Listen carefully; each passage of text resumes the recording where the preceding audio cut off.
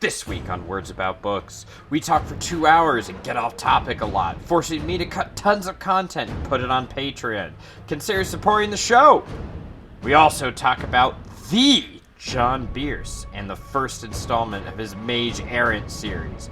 I hope you're ready, because my magical attunements are interrupting Ben, Naruto slash fiction, and teeth!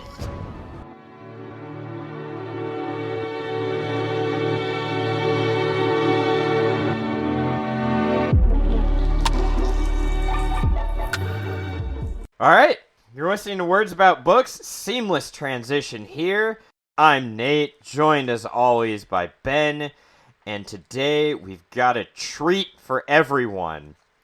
We are discussing a book by friend of the show, victim of Nate's extortion for breakfast sandwiches, and winner of #1 book of the year for Words About Books last year. Well, co-winner, because Frank Herbert. But, John Bierce.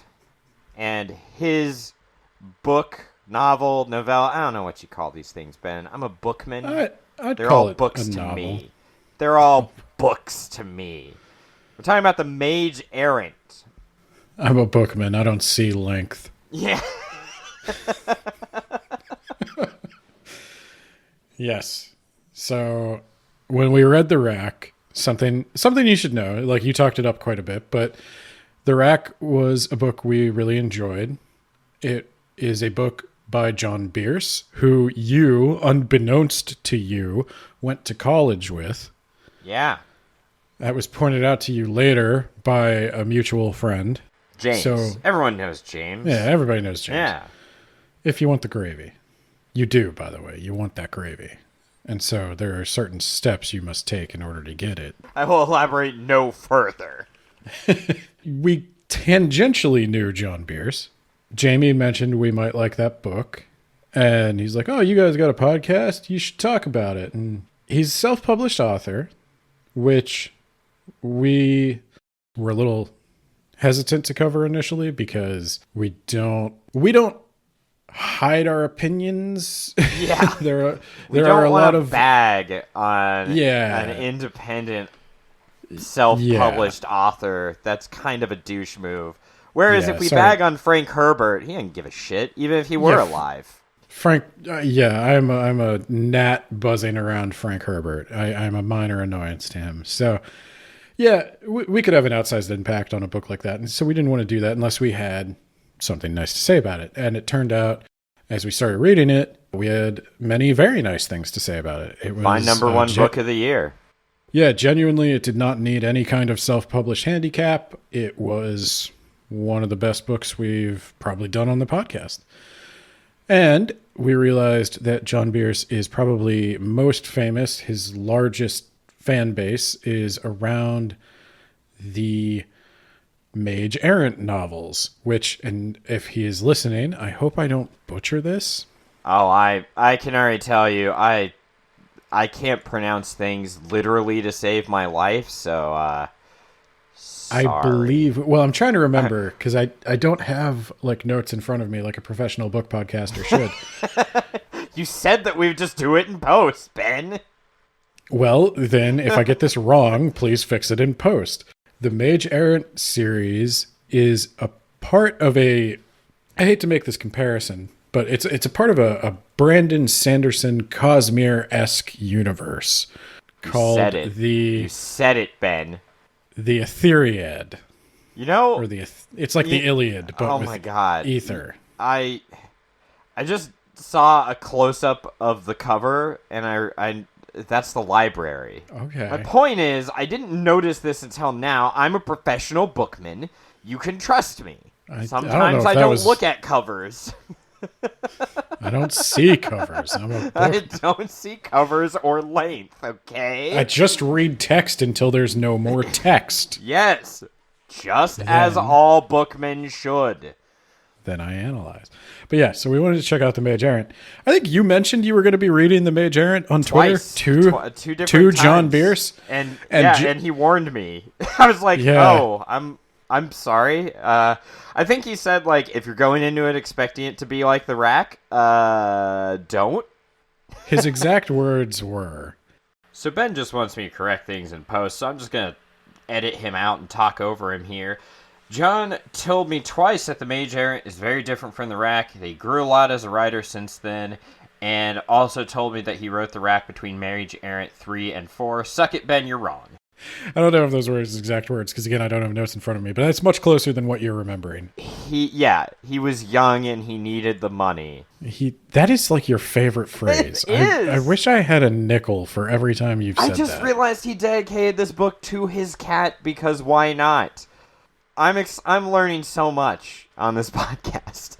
This is why people come here. This is the kind of deep textual analysis that they want. I think we could dive right in. I will say, I think pretty quickly we did notice that one of the things we praised the Rack for was like the editing was really on point. And we found out that he uses a professional editor. He pays somebody to actually edit the book, and he incorporates that feedback and refines it. I'm not sure if that was happening at this stage in his career. This is, I think, literally the first thing he wrote and self-published. I could be wrong about that, but we're bookmen. We don't understand how to look this stuff up. Okay. Well, and we certainly couldn't reach out to him and ask him. That'd be too much. Yeah. I prefer to have most of my conversations with people like my podcast to their podcast. That's how I like to talk to people. I like to find out, like when I talk to or all of my friends, my good friends, I like to say something about them on my podcast and then see if they say anything about me on their podcast. It's very rewarding. It's very healthy. And that's what I do with John Bierce. So The Mage Errant is a much earlier publication, and the editing is not quite as on point. That is something we noticed right off the bat. Yeah, I would agree that it both was not as refined as the Rack, and he also grew as an author by leaps and bounds in a very short time, because this is published in 2018. Yeah, I'm honestly surprised by his productivity. I'm shocked by how much better he's gotten. You're making it sound kind of bad. I want to just say right now, I liked this book. I'm gonna have positive things to say about it. There will be some negative things, but overall, I think it was a solid book. I'm gonna add one more thing. Oh Jesus! Before we get into it, this will be quick. This is a progressive fantasy novel. We've talked about that a little bit in the past. I think we talked about it a lot in our Promise of Blood episodes. So if you don't know what progressive fantasy is, I don't know that we're going to get into it a ton here. It's not really my genre. So this was at a disadvantage for me from the start. However, I think at the end of the day, I may wind up liking this a little bit more than you do, and that surprises me. Oh my God. Yeah, so let that color the conversation. Yeah, this was a year and a half removed from the Rack in terms of publishing date. Wow, that's it. That is impressive. That is impressive. Because actually. if we turned around and we wrote Edenverse Volume 2 a year and a half later, it wouldn't have been as good as the Rack. I'll tell you that much. It wouldn't have been anywhere near it. It wouldn't have been as good as this, probably. I was going to say, it wouldn't have been as good as the Mage Errant. Let's be brutally honest with ourselves as well. The Mage Errant is a pretty decent book, and when you take into the fact that it was self-published and perhaps not professionally edited, then that's saying quite a bit. So yeah, let's jump in. Let's jump into the story. Let's talk about it. We're going to give it the proper words about books treatment. We will not be holding back because John Bierce is our friend.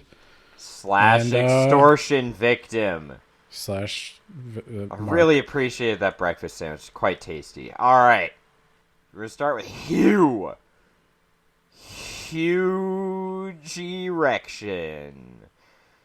I knew you were going to do that. I thought you were going to put some effort into it as a pun. That was a wrestler, Ben. Okay, Huge erection. Yes, huge erection. This fucking country. That was a WCW guy on national television, Ben. It was a pre 9/11 world. It was a pre 9/11 world. So Hugh of Emblem. Am I saying it right? I hope I'm saying it right. I think you're saying it right. He's the main character. He's the shittiest mage in all of the mage school. He's bullied repeatedly. He comes from a land of non-magic, basically. No one there is a mage because magic is looked down upon, and they're just farmers, Ben. They're sheep herders, Ben. Mm-hmm. I'm aware. I've been told that about Emblem. So I'm just saying, you shouldn't be looking down on rural farm states, okay? Just because they're not as cool, they don't have all the fancy magic and whatnot, shouldn't look down on us. I mean them. They don't have a lot of magic, but they are rich in bigotry. Yeah, no. They send their orphan nephews off to boarding schools instead of bashing their heads in with rocks as their ancestors would have done. Yeah, see, we've come a long way. Yeah. So Hugh has no friends and no talent and no family, and no one likes him, and he's garbage, but like he's gonna pull through, man. He's got a bully, you see. The coolest kid in class. Everyone wants to be him. He's got magical affinities for days, which means he can cast all the cool spells, right? He's got like 3 or maybe 4. I can't remember. He's the best. He's rich. He's popular. He's charming. He's hot. I want to date him. He's awesome. His name is Rhodes Charax. What? His name is Rhodes. Yeah. His name is... We'll go with Rhodes, yeah. And every time I saw that, I couldn't not think of Cody Rhodes. Where is that referee? He was trying to fuck on me. Oh, this is more wrestling shit. I was Yep. like, who the hell is Cody Rhodes? Yep. Okay. Yep. But every time I saw Rhodes, I couldn't not think of that. Me too. Yeah. I'm sure it's a big problem for most readers. It starts with he was getting a little bullied, a little beat up. More than a little bullied. I'd say like Stephen King bullied almost. What is Stephen King bullied? Is that where like it crosses the line? Yeah, to a murderous extent almost. It crosses the line from like I'm gonna mock you to like I'm gonna beat you and I'm just not gonna stop beating you even after you quit moving. Yeah, like Stephen King bullies pull out knives and just commit felony assaults right and left.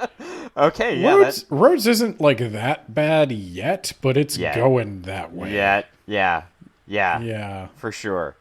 So Hugh decides, like, I'm going to hide in this library, and that's where he gets discovered by a librarian, Ben. Well, we don't know he's a librarian. He gets discovered by a man who seems to work in the library, but is dressed differently than others in the library. That's really weird, right? I really thought... So, right off the bat, one of the things we notice about the books is the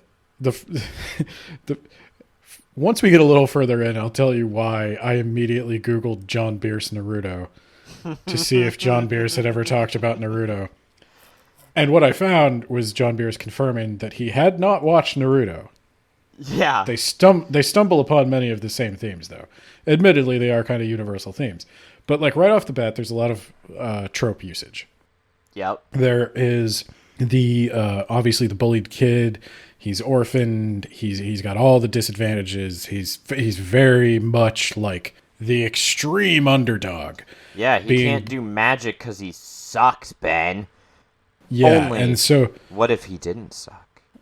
What if he took his glasses off and let his hair down and he was actually a hot girl the whole time? What if the problem was actually the world, Ben? But then we have Rhodes, the bully, who is like... the best. The extreme, I don't know what the opposite of the underdog is. The larger dog. The big dog. The big dog, yeah. And so it's just like this kid has every advantage in the world, everything Hugh isn't, and he chooses to use that privilege to just pick on the kid who's the easiest to pick on in the entire school, even though he could probably pick on anybody. You could probably pick on teachers. Yeah, because his dad is the king of Shit Mountain. I forget the... I thought his uncle was like the ruler of some whatever, some fancy... I don't know, he's some kind of princeling. He's got some... I don't know. He's Neja. He's pre part 2 Neja.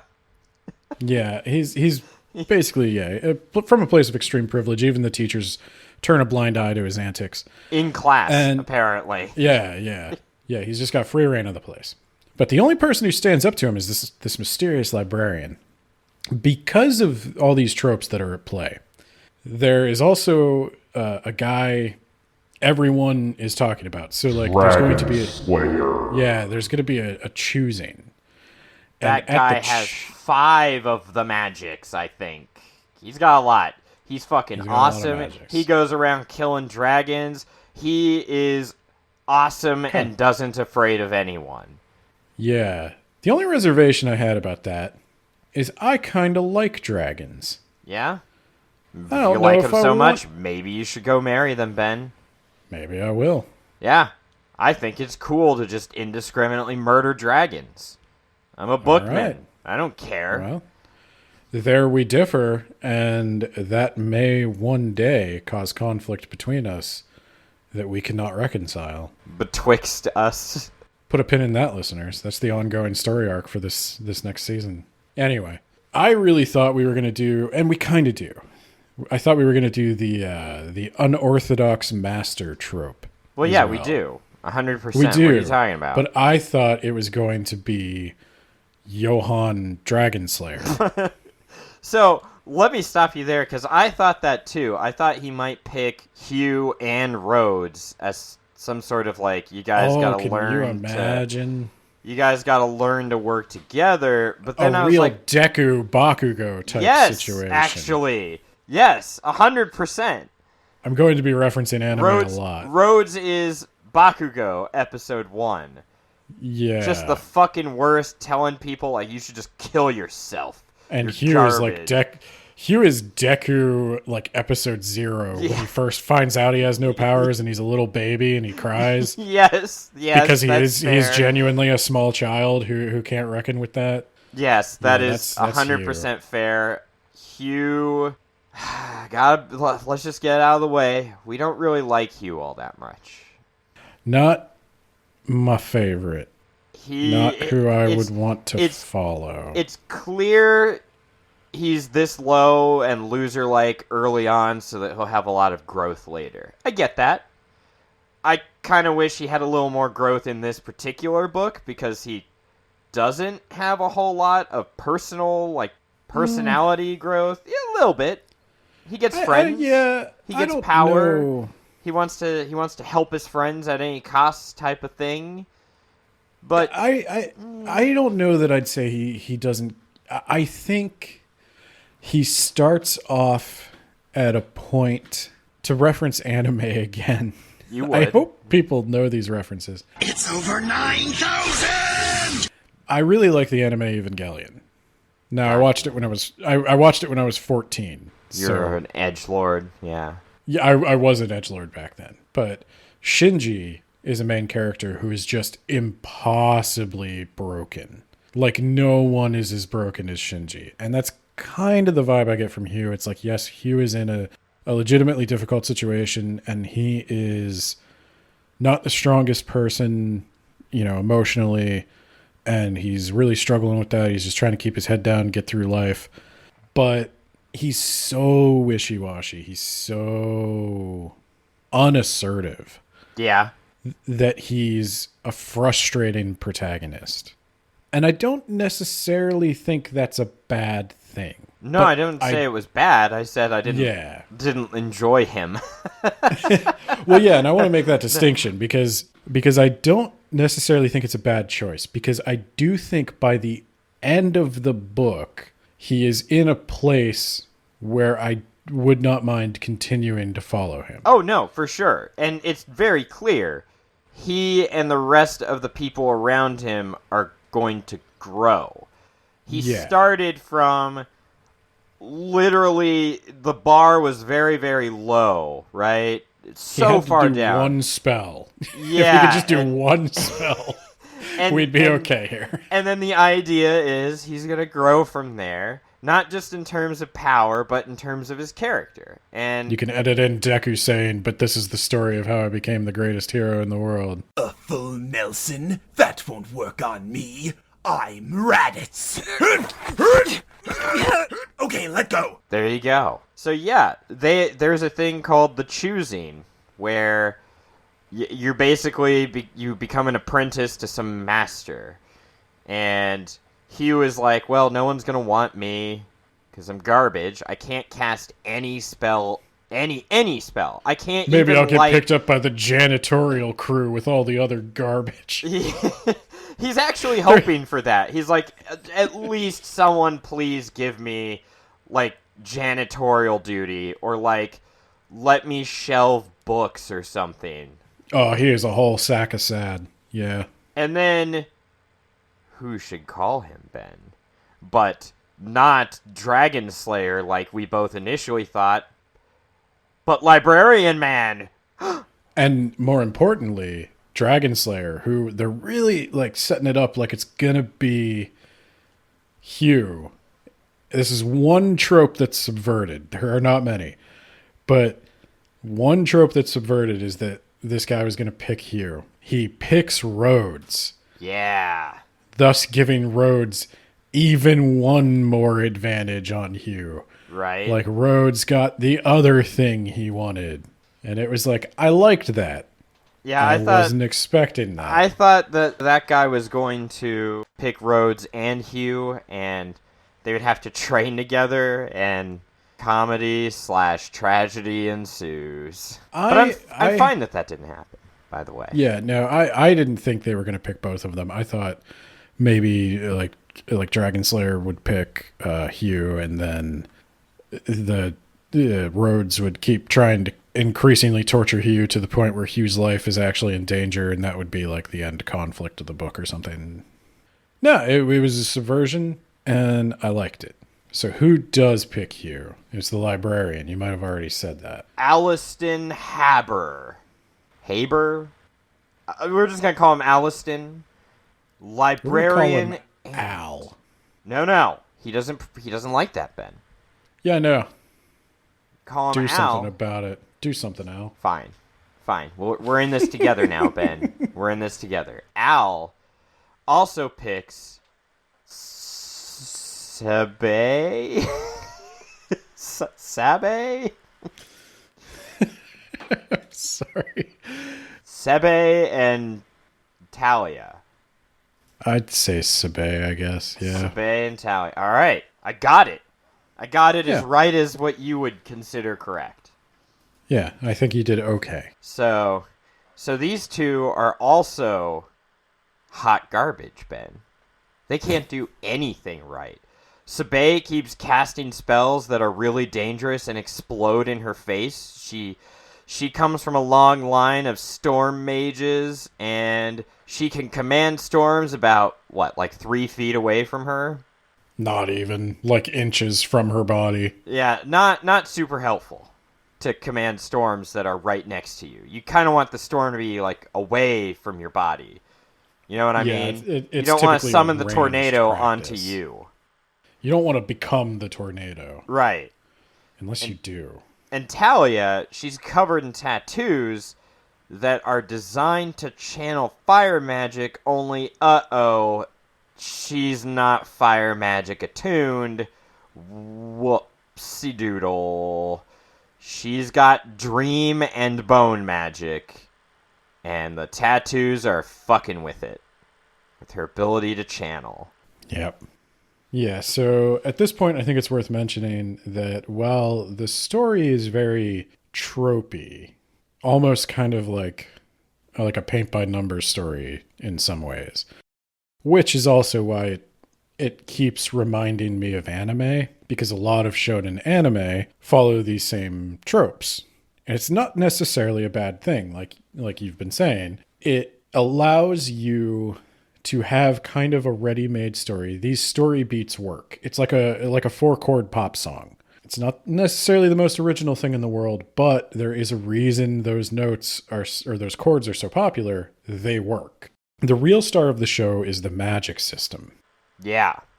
And so by picking this island of misfit toys of apprentices, we are able to really have a narrative justification for explaining the magic system. Like, A, the main guy is a librarian. B, they live in a library. C, he's got students who need special rules of magic constantly explained to them. Like, each one of these kids is going to have to go right to the heart of the first principles of magic and build a new magical practice from scratch. Yeah, So they've we got get to to go look the at the whole old thing. ways. Yeah. And we forgot, or I forgot.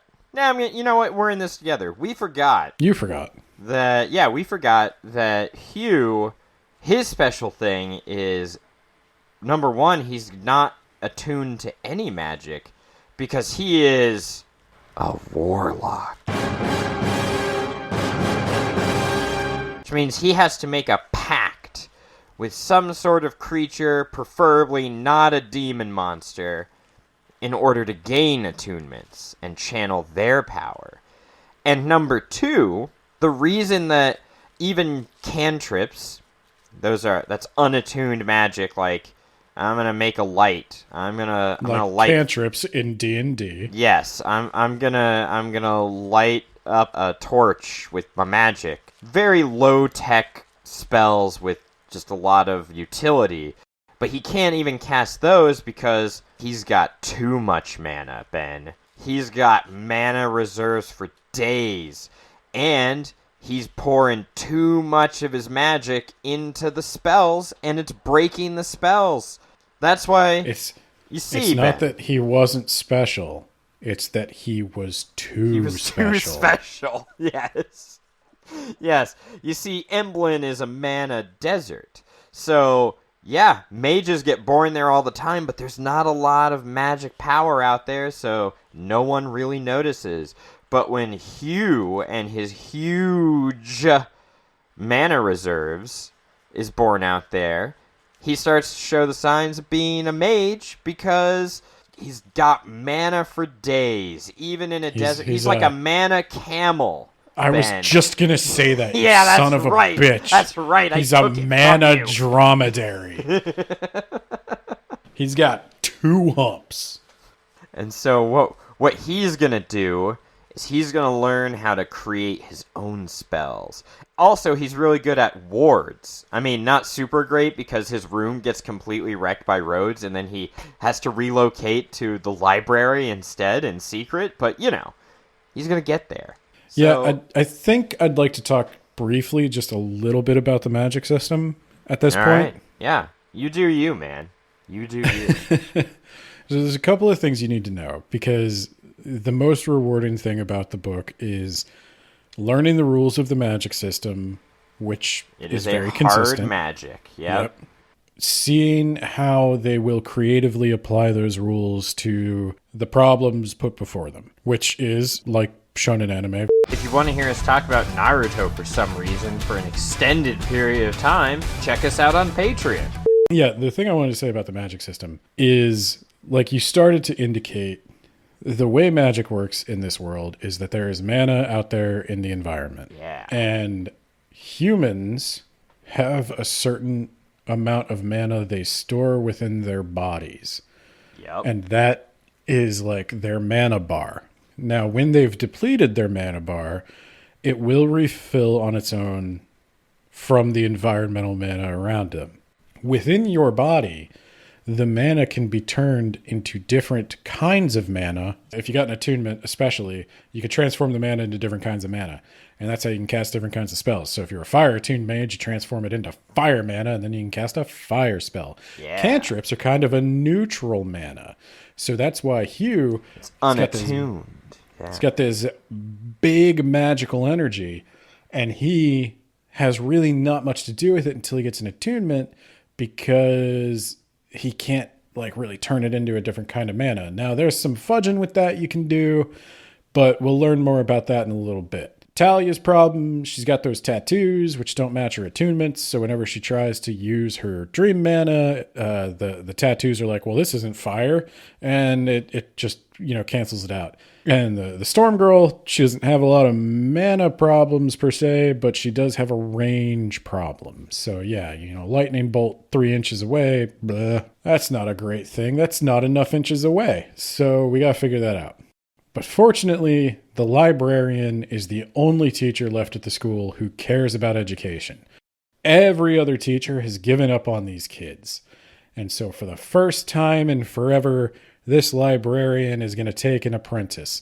And he's not going to take one, he's going to take 3. Oh my god. He's going to give each of them a personalized training program. And he's Again, like, hey... very similar to Naruto. So yeah, he's taken 3 apprentices, each of them with a more unique issue than the last. Yes. And he's not just going to train their magic, Ben. He's going to train their scrawny little pale bodies, right? He's going to make them do push-ups. He's going to make them do sit-ups. They're going to drink so much juice. They're going to raise those power levels up real high. Goddamn right. Because we are librarians errant. And we must go and collect the books that fill the library. And magical books are not often found in the safest of locations. Sometimes you have to pry them from a lich's cold, dead hands. God damn right. And sometimes it's some asshole who didn't return the book to the library in time. And you gotta go. Pry it from his cold, dead hands. Damn right you do. You goddamn right. You don't fuck with librarians. Not on John Bierce's watch. Military librarians aside, one of the criticisms I've seen of the book is that it does too much info dumping. I would agree with that entirely. Because there is a chapter where the 3 of them, they're not friends at first, but they get to know each other because they're like, all right, we're going to be apprentices for years to come, right? Mm-hmm. And so we can't just ignore each other. Like, we need to at least know shit about each other. And there's a chapter where each of them goes around and goes, here's my tragic backstory. And the next one is like, hold on, I've got a tragic backstory. And then he was like, I don't want to say my story, but I guess I have to. Here's my tragic backstory. So I don't want to say my story, but you guys are going to be surprised to find out it's quite tragic. Yeah. I don't want to say it's more tragic than either of yours, but you know how like your families are still alive? Mine all died in the same fire. Yeah. That was a little much. That was a little much. Yeah. A fire erupted. My dad got me out. He went back in to save my infant sister and mother, and then the house collapsed. Can I just tell you how, like, if this was ever adapted, right? I'm just imagining like a cartoon. He's like, don't worry, son. I'll be right back. This tragedy won't stop our family. And he goes back in and the roof immediately collapses. It's like, well, don't worry. You have an aunt and an uncle who you can go see. And he was like, now they weren't abusive or neglectful. They just like didn't like me, and they spent all their time on their own kids, and they didn't want me around. And the first opportunity that they had, they sent me away to go die somewhere in a foreign land. They weren't abusive or neglectful. It's just sometimes they hit me and then told me to go away for days at a time. Yeah, that is basically it. Yeah.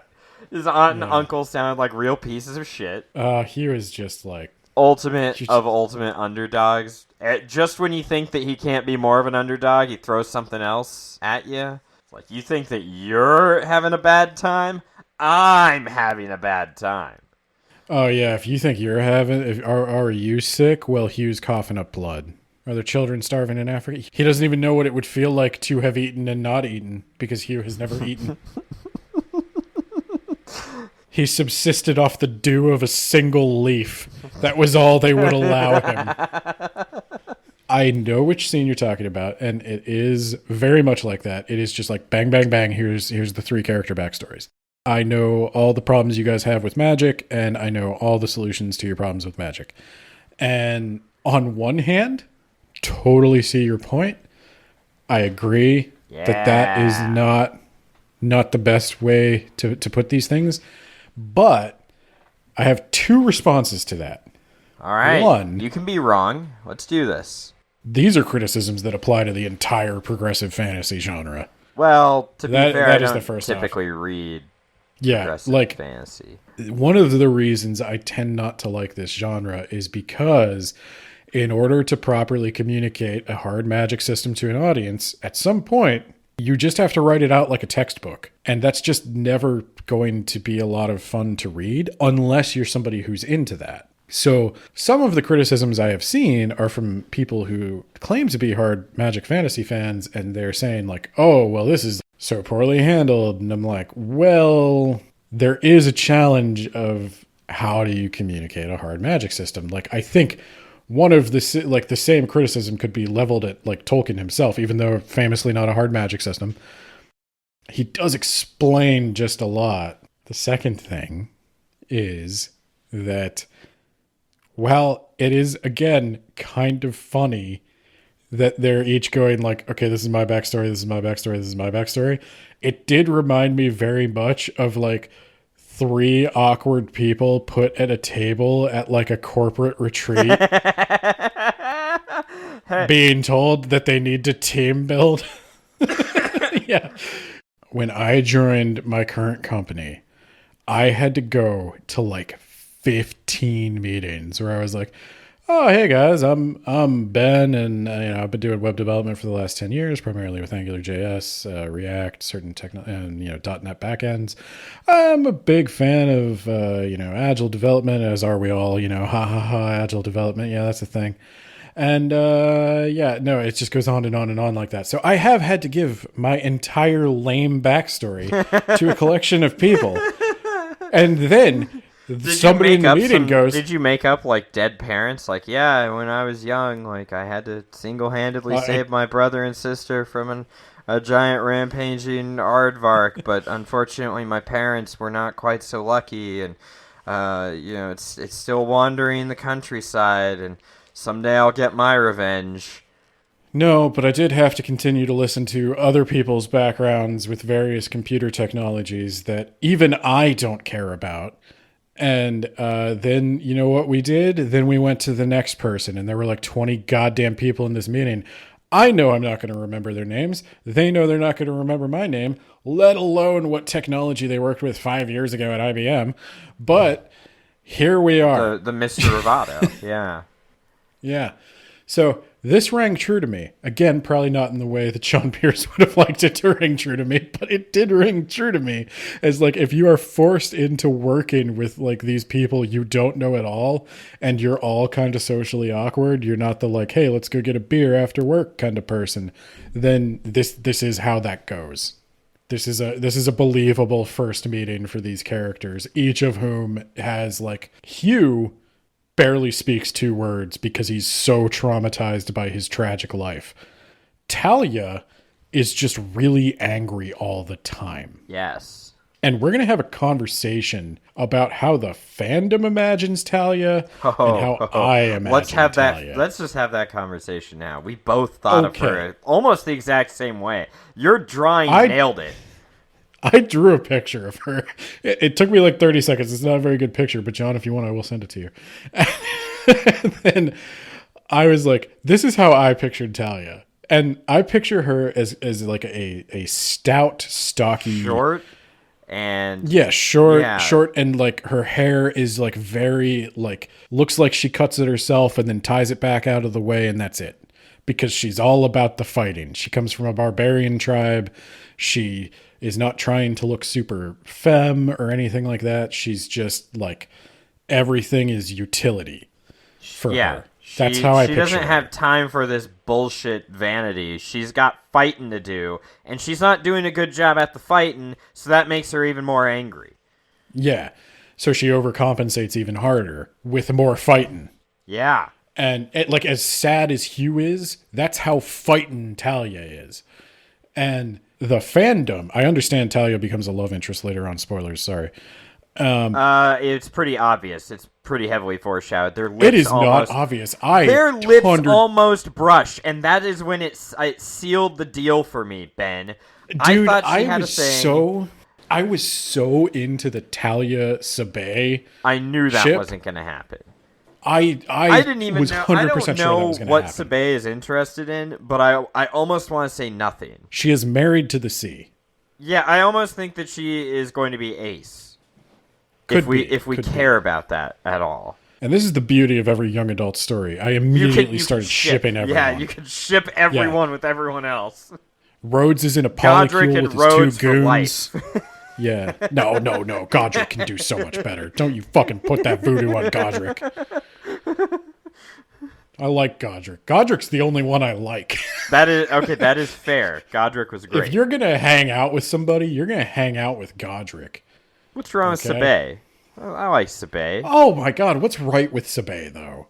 That's fair. She's so boring. Yeah, but like you can hanging out with Sabé is a lot. Her personality like is a Sabé. grower, not a shower. Okay, that is the perfect description of Sabé. That is the perfect description. So the fandom now, Talia. The fandom, yeah, no. So I went on the subreddit and like they're picturing her as this like hot, cute redhead with like perfect hair, and she's very slim and feminine, and I'm just like, nah, guys, No, I did not picture that at all. Nah, you're wrong.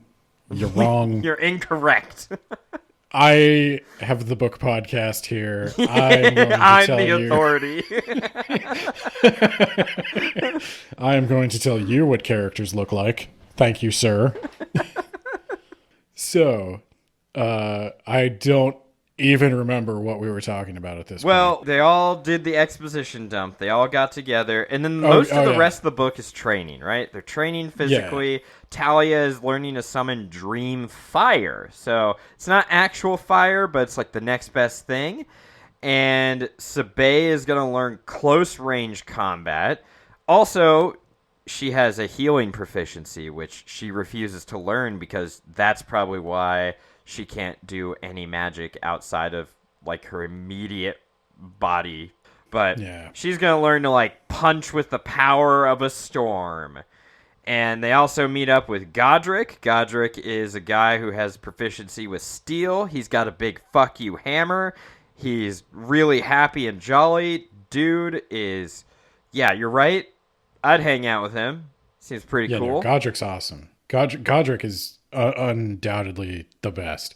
But I got to ask you real quick about Sabé and her healing proficiency. Could you foresee any circumstance wherein one of her close friends might be wounded and the only way to save them is for her to embrace this traumatic past and finally use her healing powers? It's very obvious that's where they're going, Ben. Like, I'm surprised her teacher didn't say those exact words to her. Like, Sabé, could you ever see yourself in a situation where one of your close friends is injured?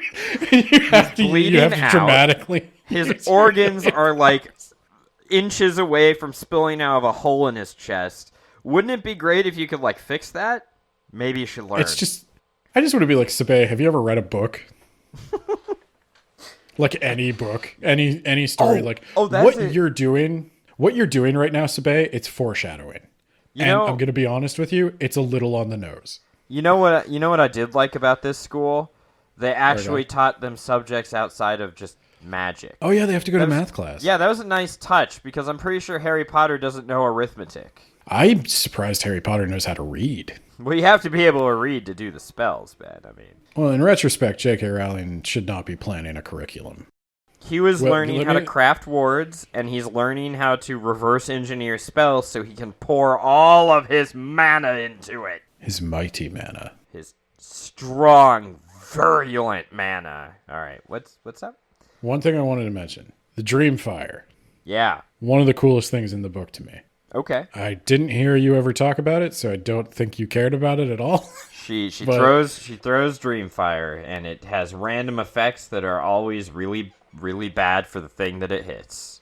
Well, yeah, so the fire is always destructive. That's like the one thing it keeps from fire. But it reminded me kind of like wild magic from D&D, Yeah. which if I ever had a chance to play D&D as a player and not as like the DM slave to the group, I would probably play as a sorcerer, and I would probably embrace wild magic. But no, so I like the Dreamfire, how it does random destructive things. And because of that, Dreamfire is potentially more useful than regular fire. Than regular I like shitty that. fire. Yeah. Yeah. So yeah. So, Dreamfire, cool. Dreamfire, A-okay in my book. I like the Dreamfire. Now there is a lot of world building, just like in the rack. John Bierce has a knack for it. I like it.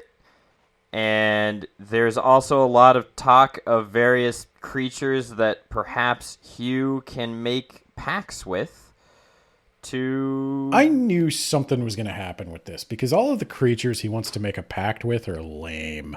It's like you could make a pact with a giant minotaur. You could make a pact with a big turtle. There's You a could make a sun. pact. What? There's like a sun creature. Isn't that a dragon? I don't fucking know. Probably, maybe. A no. friendly Anyway. dragon. If you Anyway, can call like, look. any of those people friendly. I got one soul I'm looking to sell here, and I got to tell you right now, these buyers are leaving me pretty unimpressed. So, if I'm Hugh, I'm passing on all of this. But I knew where this was going, kind of. I was ultimately surprised. So I'm going to talk about how he goes deeper into the library, and then I'm going to talk Yes. about the labyrinth at the end, and then we're going to move on to final thoughts, I guess. Is there anything else that we need to talk about besides those 3 points? No, the only thing I'd mention is like there are many kinds of affinity, and they're not all the obvious ones. Like there's a paper affinity, which lets Yeah. you create like origami golems. I love Read or Die. What? It's the fucking anime. She's got paper powers. She uses paper as a weapon. So there's a regular library, which is pretty irregular, I should say. Lots of magic and shit. Paper origami golems and stuff running around. It's really cool. But there's another layer to the library. A secret lair. And the doors are warded, but there's one that was hidden behind a stack of crap that Hugh happened to find, and the ward hasn't been reinforced. And he's been practicing with wards, so he knows how to cut the ward in just the right way to open the door. And they go in, and there's this library inside that is larger than the entire mountain. Oh yeah, the school's in a mountain. That they, like, larger than the entire mountain. It is bigger on the inside than it is on the outside. There are And- Time Lords about. And I was going to say, and unlike the TARDIS, you don't have to hear that line over and over and over and over like it's clever. Like, we make the observation and we go, wow, that is weird, and we move on. I like things that are familiar to me. Anyway, this library. So yeah, they're in this giant library full of all kinds of books, some of which are trapped and will kill your ass if you don't use it properly. Like, they open a book on Dreamfire, and the book starts summoning Dreamfire out of it. They're like, maybe we should close this. And maybe, I don't know, warn someone that if you open this book, it'll cause fire, and, like, that's really bad in a library. Alright, so they're off looking at forbidden knowledge, you know, as you do, as the heroes do. And Literally is what I would do. and Hugh, he finds a book on making warlock pacts, so he can make this pact. He also takes a few pages from the index, which is used to find more books, basically because this library, the second super inner library, is fucking huge, and so he tears a few pages out of the index so he can always find his way around, because that's a serious concern, getting lost. Yeah. So he I was finds also a gonna book on say- demon summoning and wards. Important. Well, he doesn't find a book on demon summoning, but My bad. important He to finds a book on warlocking. note, warlocking. Yeah. And important to note, his teacher has very pointedly not taught him how to make a warlock pact because he does not want him making a warlock pact unsupervised. And I can't Foreshadowing, imagine perhaps. why. I don't know why that would be. You know what I'm saying? Like, what's the worst that could happen? Let's talk about the labyrinth now, Ben. There's a labyrinth. Okay, are we going to talk about why they're in the labyrinth? I'm getting to it, Ben. Okay, There's I a don't fucking necessarily- labyrinth below the school. Okay, I just don't always trust you to tell things. Labyrinth in order. I'm is sorry. magic, and it always changes. Some say that there's even a guy making a douchey documentary in there, but that was a different labyrinth, Ben. Stop thinking of House of Leaves. We're talking about the labyrinth in this book. Labyrinth in this book. John Bierce. I have a request.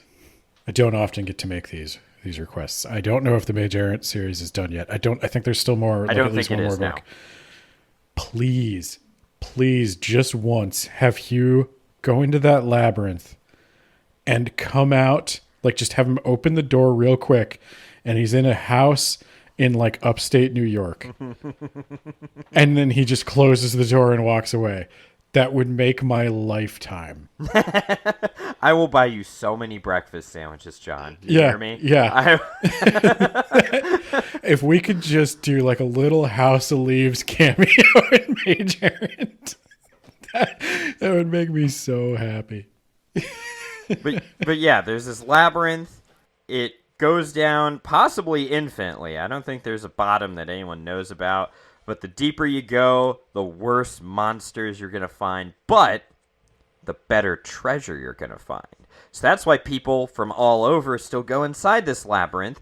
Because if they can brave it, get into its depths, it's a video game run, right? It's a dungeon run. You brave the depths, you get to a good place, you fight a big monster, and you get some sweet magic swag.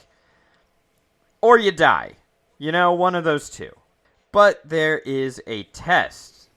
And that test is all first year or first semester. I can't remember. My bad. Please don't hate me. They have to go into All the labyrinth. Chunin have to go through this. They go in as a team of 4 into the labyrinth in groups. Again, in Naruto, the Chunin examination. Yes, it's the Forest of Death or whatever it was called in the tuning examination. They go inside and you have to brave level 1, and it's a simple exam, no problem. You guys are going to be fine. We've got instructors everywhere, but don't go into the depths. Don't go below level 1. That's where horrible monsters are, and we don't have instructors on those levels. I'm sure you'll be fine, though. Just don't go down staircases that head downward, and that is definitely possibly the only way you could possibly get to the lower levels. In fairness to the teachers, it is not that they are incompetent. They are not that's unaware. fair. It's of the dangerous dangers as to the all first-year hell, students. and they warn them multiple times, and they they're- add as many precautions as possible, but, you could die. If you die, you die. Yeah. They're not incompetent. They're ambivalent. Either you pass or you weren't meant to be here. And you aren't anymore. Win-win. So they go in. Hugh just kind of mentions, I've been working on a secret plan. It's a sling with warded balls of stone that will explode. So that's He's nice. basically got like little grenades that he can like slingshot it.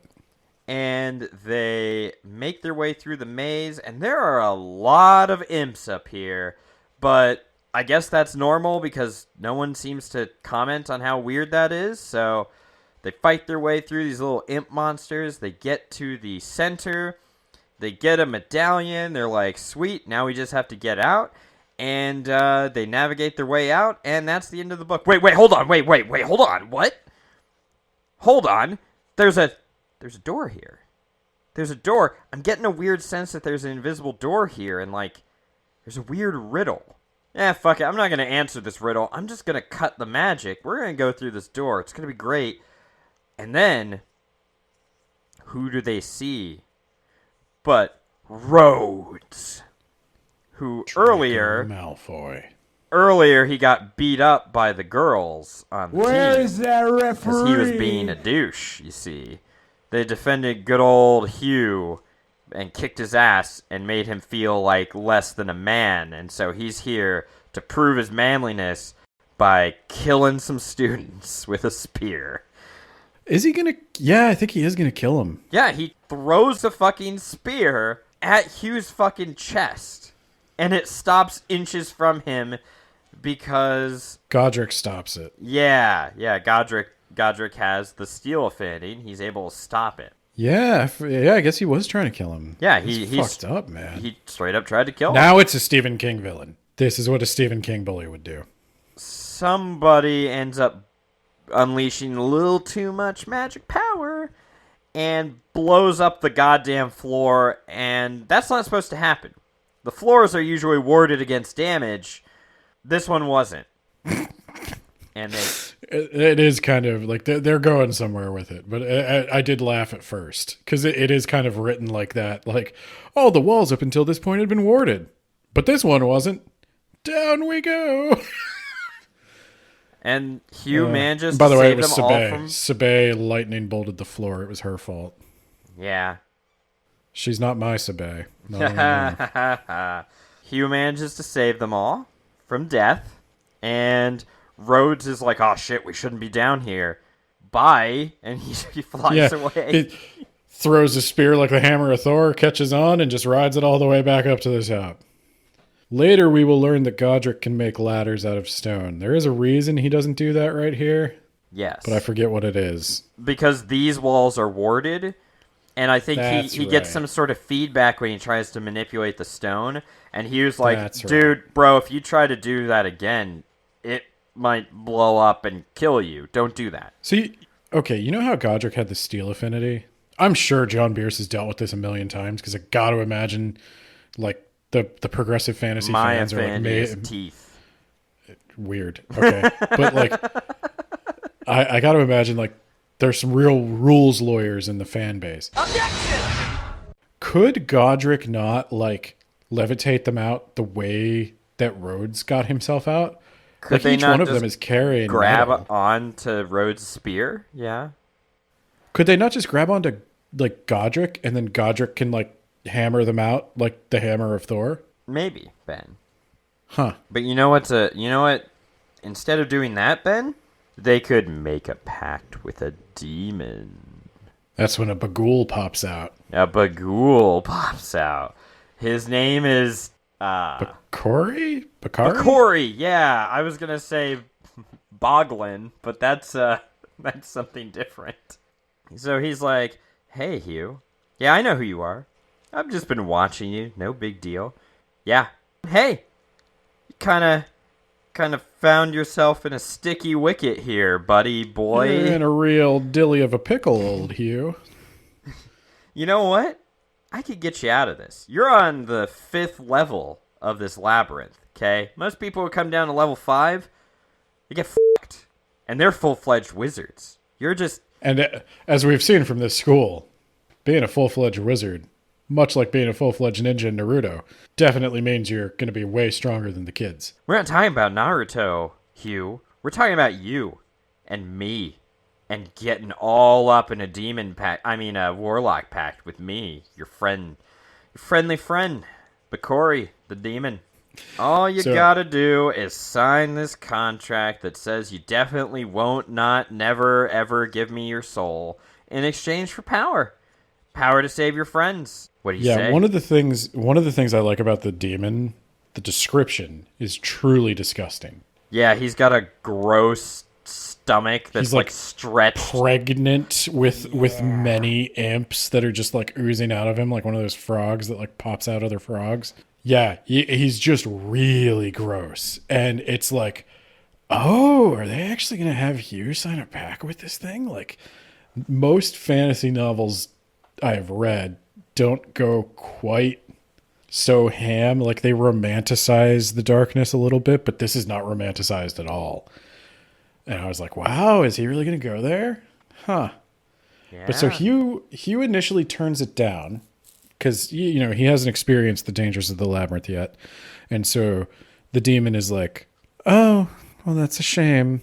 I guess you'll have to just go through the labyrinth then. But call me. Call me if you need me. It's Beetlejuice rules. You just say my name 3 times and I will appear to sign that pact with you. Okay, bye.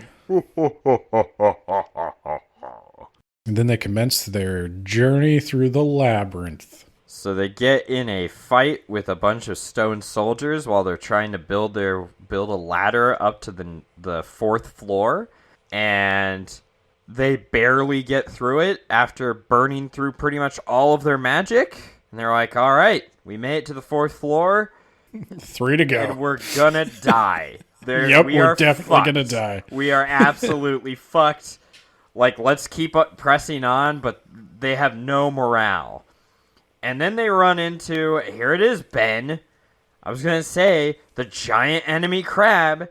And you got to hit it in its weak point for massive damage. And I gave you that joke earlier today. And you were just like, yeah, I was there. I read it. It's like, Ben. I had no idea what you were talking about. Understand? It's a meme, Ben. It's a let me meme tell you. from the before time. So, okay, how many people listening to this podcast right now, message me on Twitter or whatever. I want to know how many people right now, if Nate comes up to you and says, it's a giant crab. Giant enemy crab. Okay, a giant and you hit it antagonistic in its weak crab. Point. You hit it in its weak point for massive damage. For massive damage, yes. Now, how many of you immediately know what he is talking about? Everyone. If it is everyone, I will admit that you are cooler than me. Yes, I am. Thank you. But I am telling you right now, I have no idea what the hell you're talking about.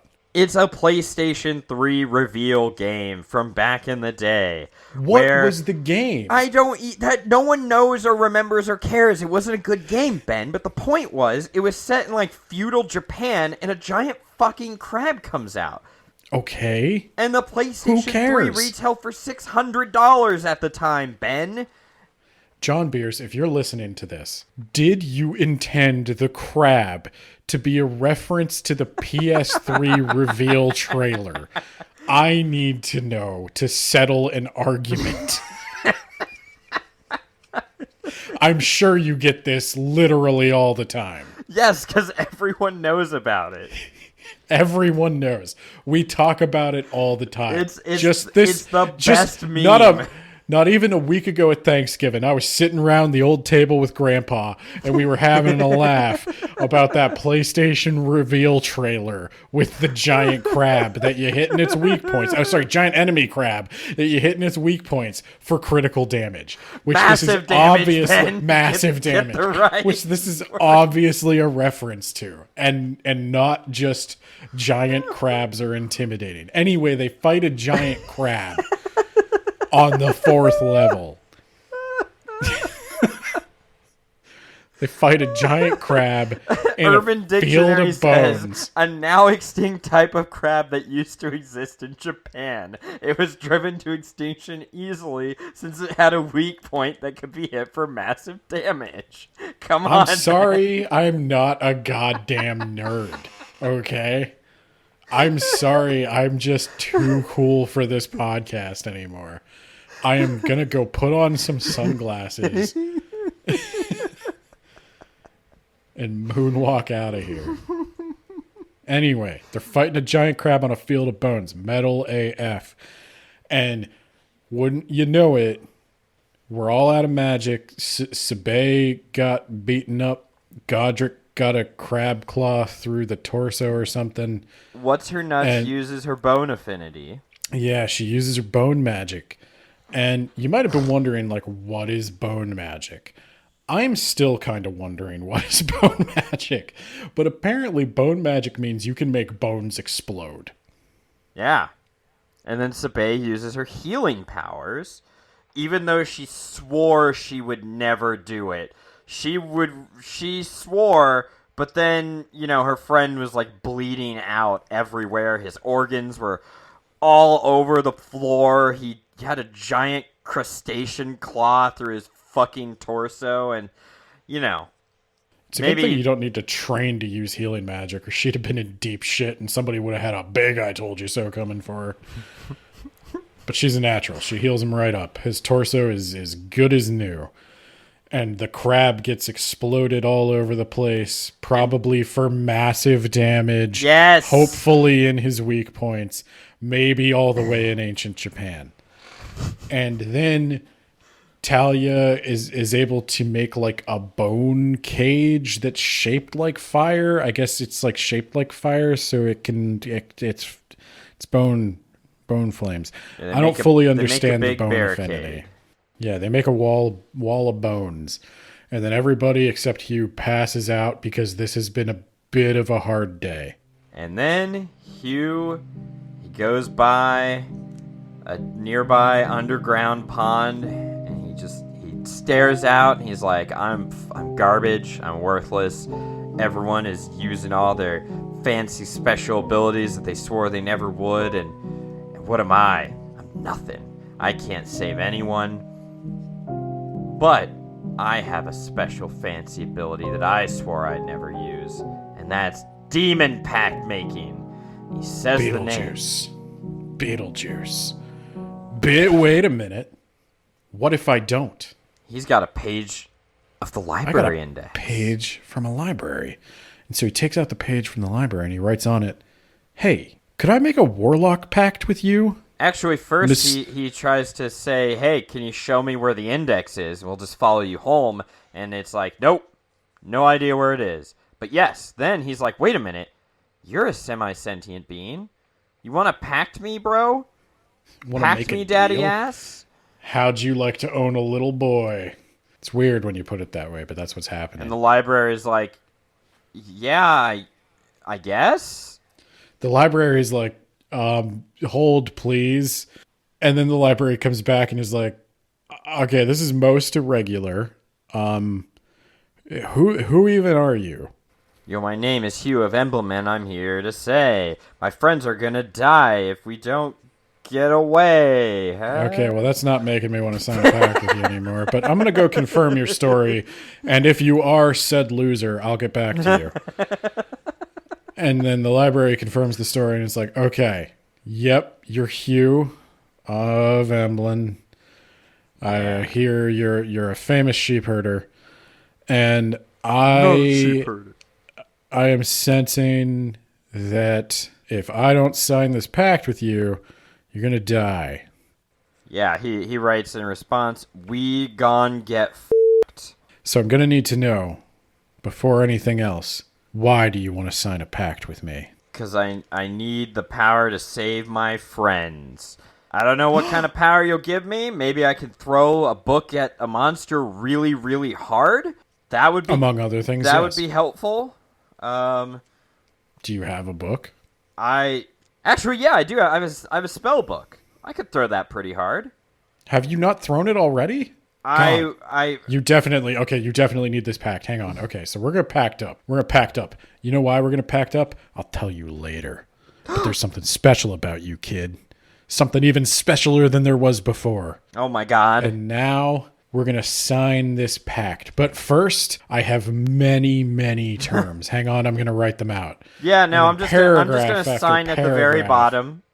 Yeah, I'm kind of in a hurry, so he's trying to scroll signature. down. Yeah. He's trying to scroll down to the end of the end user license agreement on this Warlock Pact, and it's like, no, you got to read the whole thing. Like if you don't scroll, it's not legally binding. So at the end, Hugh checks the box that says yes, I have read it, and then he clicks the accept button. And he also has to write in the CAPTCHA or whatever. You know, you got to prove you're not to prove he's really robot. Hugh Emblem. Yeah, dude, literally, that's one of the conditions. Oh, spoilers! God damn. Ah. Sorry. It says that, It says that if anyone other than Hugh Emblin is the one that signs this pact, they will die immediately. And so Hugh gets library powers. Yeah.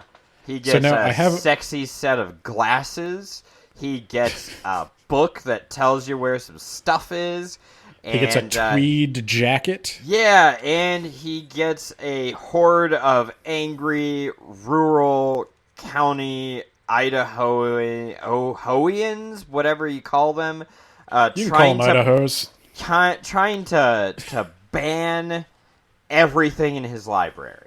Everyone wants to know if he carries the hate you give, because if he does, boy, am I going to give him some hate. Yeah. He gets library powers, right? Okay. Wanted to say, I like this twist. I did not see it coming that he would sign a pact with the Index. I liked it as well. I must admit, all the clues were there that he could. This was a solvable mystery. Yes, and you guys absolutely. I really liked that. Yeah, I like a solvable mystery. We didn't do a good job of setting up that he could actually do this, but trust me, in the story, it makes perfect sense. I thought for a moment, this is me, you know I like dark, depressing shit because as you wanted this to be the Poppy War. And is always fond of saying, like, I just love human misery. Hear me out. He nukes feudal Japan because of the fucking giant enemy crab and the war crimes. And no, hear me out. In for a penny, in for a pound, in for a Naruto, in for a Sasuke. I thought that Hugh was going to sign the pact with the demon. He was going to get his friends out of the labyrinth, and then he knew that he would not be able to return to the Mage castle because he knew that his professor was super against him signing a pact with the demon. Like, there were all of these consequences hinted at, that if he signed a pact with the demon, he was going to be just exiled from society. And I thought he was going to have to, in order to save what he loved, he was going to have to be willing to no longer have it for himself. And so he would not only sacrifice his life for his friends, but his soul. And then in the future books, his friends would go get him. Admittedly, I can understand how that might have been a little dark for what we were going for. It's the Poppy War, Ben. It's not, because at the end they're going to save him, in my story. Like, at the end they're going to get him out of that pact. They're going to kill the demon, and then he will be free. Get that Mage Errant fan fiction going. Maybe we could get I will get that Mage Errant fan fiction going. You know what? Yeah, I will. You know what, John Bierce, if you don't have a category on Wattpad, you will soon. I'm sorry, John. He promised he wouldn't be this way, but yeah. It's going to be called a Huge Emblem. A Hugh Emblin story.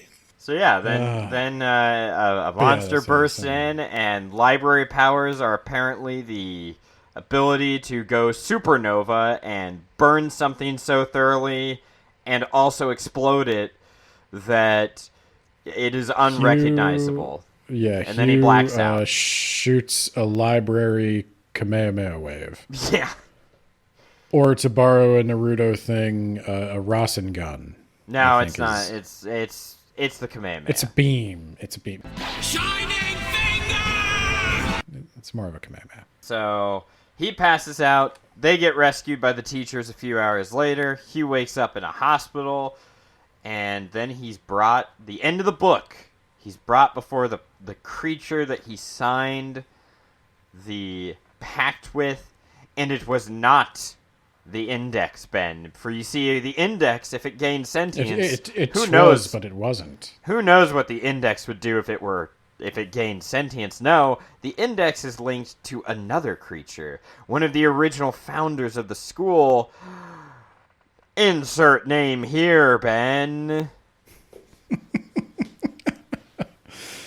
You don't know the name? I want to say Carix. That's a StarCraft 2 person? Candaron, yeah. Crux. Yeah. A Sphinx creature with powers so far beyond your imagination you can't even imagine it. But its crystals, star power, and dimensional affinity. The end. It's like, but you can't even imagine it. But it's crystals. Well, you can't imagine how crystals work, Ben. They focus your chi, and it's pronounced Bro, chi magnets. in this way. Yeah, exactly. Magnets, man. How do they work? It's the insane clown posse of sphinxes. So there's one major thing that I had. Actually, Ben, final thoughts for you, because I had one major thing that I would change. My final thoughts are it was surprisingly a magic system that worked for me. I would Like- agree. Ordinarily, I do not like progressive fantasies because I do not like big expedition dumps. I do not like big rule explanations. I am not typically rewarded by being able to solve the puzzle before the characters do, but for whatever reason this clicked with me. And it's genuinely not just because I've exchanged a few DMs with the author. I like the affinity system. I like the mana system. I like the library itself. There was something kind of cozy about it. I don't know how else to describe it, but though it was tropey, though it was, almost like unoriginal, I thought that it was a world I wanted to learn more about.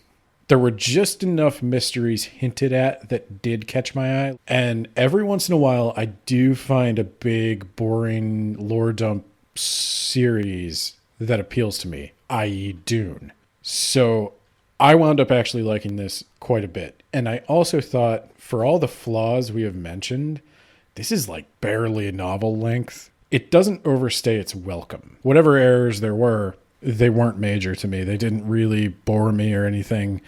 The lore dumps, though they are a disproportionate amount of the book, they're still not very long in terms of page count to me. All right, so now that you've had your boring, lame lore dump on lore dumps, Ben, I'm going to come in here and spice up your world. Spice up my life. The lore dumps, they worked for you, they didn't really work for me. The backstory, I feel like it could have been done better. I'm sure that John Bierce would probably agree.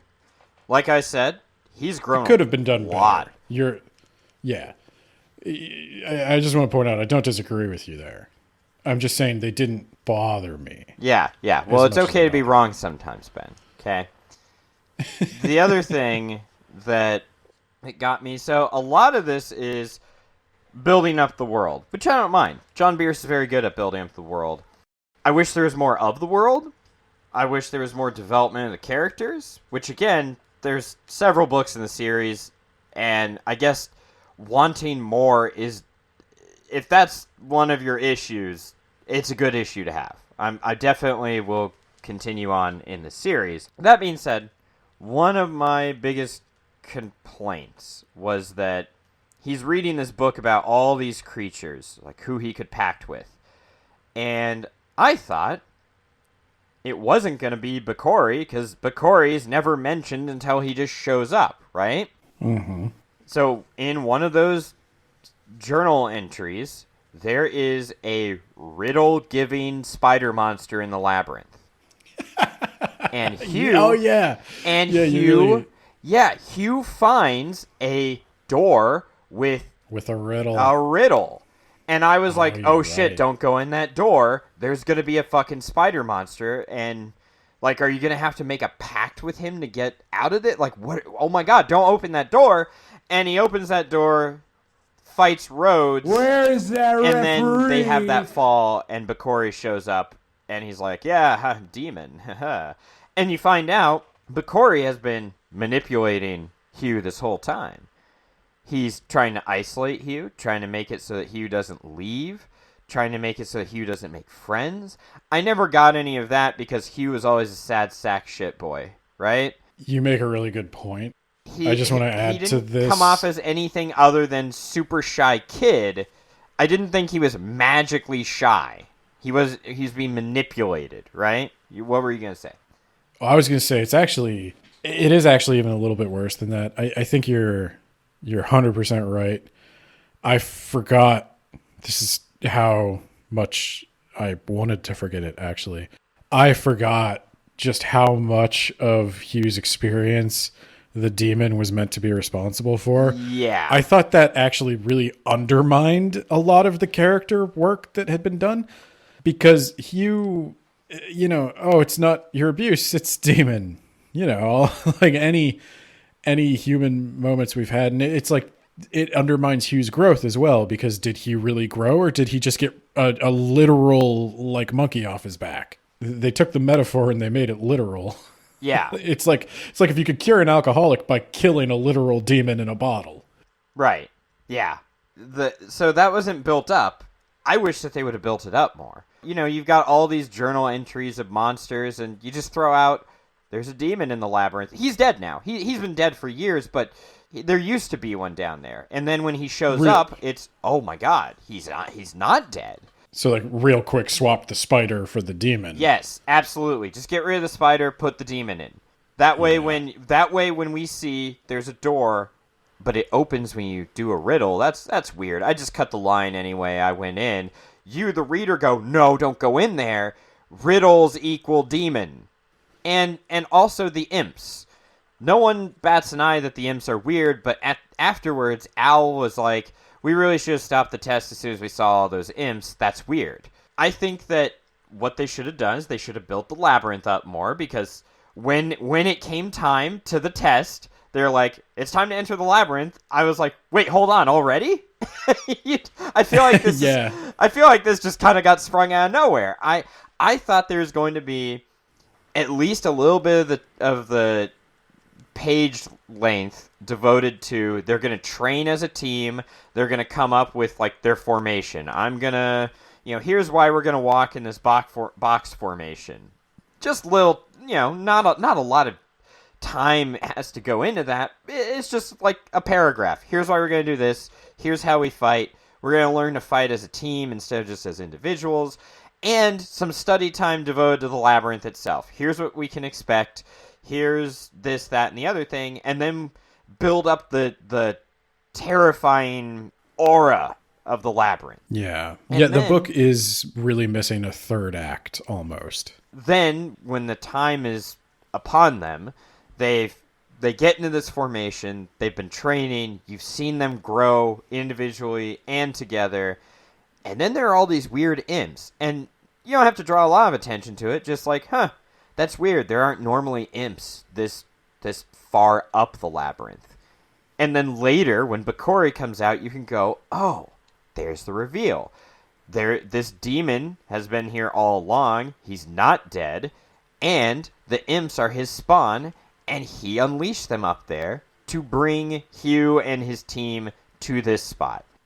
That was my one thought. It felt like there was a lot of world building, and then, boom, we're in the labyrinth and also demon. It almost reads like there was a full D&D module written, and then there was a story written to loosely tie it together, and then we kind of single-player played D&D to get there. Yeah. I agree with everything you say, and I think you're right. That is a small change that would go a long way towards making the book a lot better. The only thing I can say in defense of it is like, that is the Achilles heel of this whole genre, is the magic systems are given such attention to detail, and the character work and the themes and the morals of the story is all second thought. And I'm interested in seeing where it goes. I'm interested because, this first book is a lot of tropes, and he's got 6 other books, and I have no doubt that he's going to be more refined as time goes on, and that he will build upon these characters to be more than the tropes that they are based upon. And it does make me think, The Rack was a series of like vignettes. In The Rack, the world and the disease are kind of the main characters. Yes. And you again, experience that through various characters. Yeah. but I can tell there were some characters that persisted for a long time in the rack. Like, to this day, I still remember the guy who was one of the Moonsworn who lived in the village, and he sees the kid drinking from the dirty water and he just wants to smack him. And like, that stuck with me. So I know John Bierce can write an impactful, emotional character moment. Yeah, for sure. I definitely, you know, I'm gonna say, if you had told me that the Rack and Mage Errant Volume 1 were written like 5 years apart, that would make more sense to me than a year and a half apart. Yeah, it's crazy how much he progresses in such a short time. As I will tell you, I did notice there were some like spelling errors. And it's the kind of spelling error that wouldn't be caught by a spell checker. It's like the wrong word is used. I noted that down, like there were like 4 places I think I caught that. Mm-hmm. And I catch that to some extent with a lot of books we read, but like for as short as this one was, that was a lot of mistakes for there was a lot of grinned. Yeah, repeated word usage. Just a lot of stuff that I think is the job of an editor to catch. And I'm guessing that spider thing is something that just never entered into the equation. I don't think that riddle on the door meant anything. I think it was just there to show that Hugh had the ability to like hack the door. But I'm getting tired now, so I'm done. I hope you got all your thoughts out. Okay, so final thoughts, do you recommend? That's what I'm going to ask. But only if you're into anime or progressive fantasy. No, I think I agree with you. I'd recommend it to progression fantasy fans, but I would add the note here that it is the rare progression fantasy that I am going to read book 2 of. Thanks to everyone who supports the show on Patreon. Follow us on Twitter at WABpod, Instagram at Words About Books Podcast, and our blog at blog.wordsaboutbooks.ninja. Special thanks, as always, to our awesome Yacht Plan supporters, James at Do You Want the Gravy, and Brad, a.k.a. Isekai Sensei Sama, and his podcast, That Time I Got Reincarnated in the Same World as an Anime Podcaster. Later, Gator.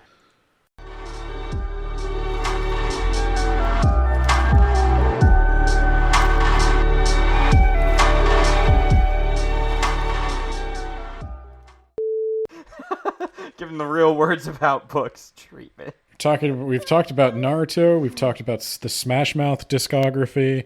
Now I would like to talk about Mage Errant by John Bierce.